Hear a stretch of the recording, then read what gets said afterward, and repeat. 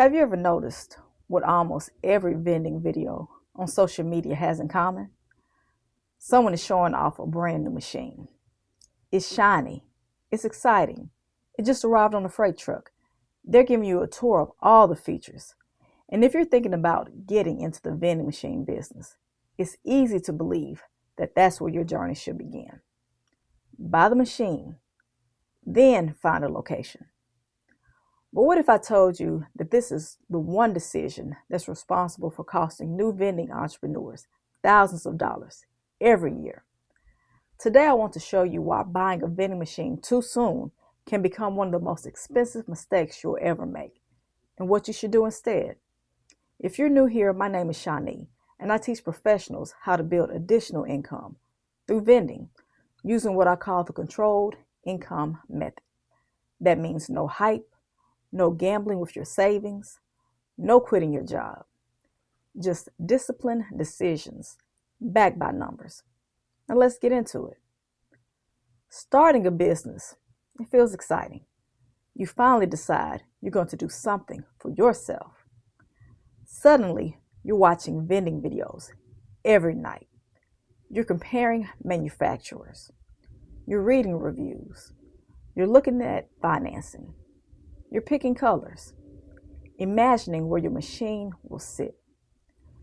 You may have even enrolled in a course that promised that you can earn your money back very quickly. Here's the problem. None of that creates income. Buying equipment feels productive because money is changing hands. But spending money is not the same as making money. In fact, sometimes the fastest way to lose money is to spend it before you've confirmed there's an opportunity worth investing in. One of the biggest mindset shifts every entrepreneur needs to make is this. Owning equipment does not mean you own a business. A vending machine sitting in your garage is not producing income. It's producing storage problems. Many people assume that if they already own the machine, finding a location for it will be easy. Unfortunately, that's rarely how it works. Property managers aren't impressed because you own equipment. They want reliability. They want someone who keeps the machine clean, keeps it stocked, repairs it quickly, and provides value to their customers or employees. The machine isn't what earns you the location. Your professionalism does. When people budget for vending, they usually think about only one number, the purchase price. But that's only the beginning. Now let's think about everything that happens after you buy. You're making loan payments, or you've tied up thousands of dollars in cash. The machine sits in your garage. You're losing storage space. The warranty clock is ticking. Insurance may already be costing you money. Technology keeps changing. And most importantly, your investment isn't generating a single dollar. Every month that passes without a location quietly increases the true cost of that machine. Those costs rarely show up in YouTube success stories, but they're very real. Here's something that most people never think about. Once you spent several of thousands of dollars on equipment, your mindset changes. You become emotionally invested. Instead of asking, is this a great location? You begin asking, can I make this location work? That's dangerous because now you're trying to justify your purchase instead of protecting your investment. Maybe the foot traffic isn't ideal. Maybe customers already have plenty of food options. Maybe the building is nearly empty. Normally, you'll walk away, but now you feel pressure. You already bought the machine, and that pressure often leads people into accepting weak locations they should have rejected. That's how excitement becomes expensive. When you're starting a business, cash gives you options.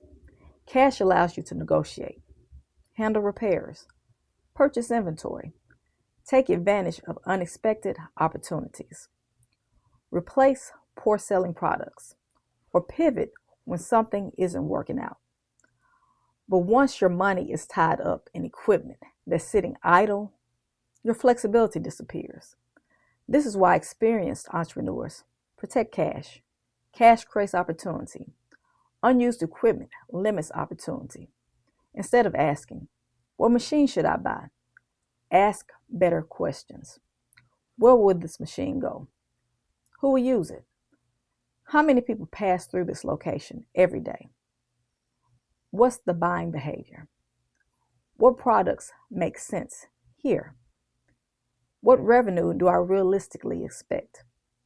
How long before this investment pays for itself? Do I have the time and knowledge to troubleshoot a vending machine? Those are investor questions.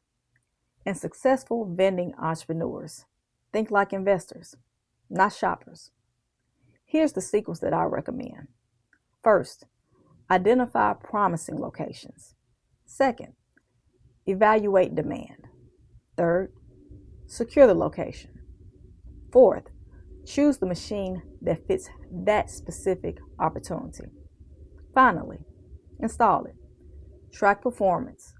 Verify the numbers. You notice something? The machine doesn't come first. The opportunity does. That's what lowers your risk. A lot of people online will tell you, just get started. I disagree. Getting started without a plan isn't courage. Sometimes it's simply expensive enthusiasm. I believe in moving deliberately because your goal isn't to own vending machines. Your goal is to own income-producing assets. There's a huge difference. One fills your garage.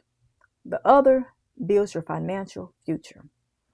Control isn't about moving slowly. It's about moving intelligently. If there's one lesson I hope you remember today, it's this.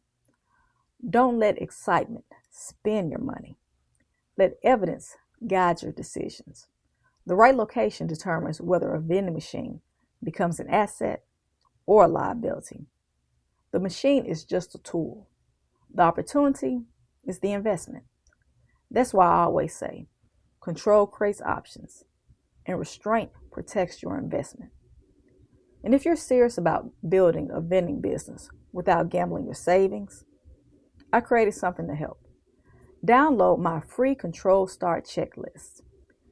It walks you through what to evaluate before you spend money on equipment, so you can avoid the costly mistakes that trap so many first-time entrepreneurs.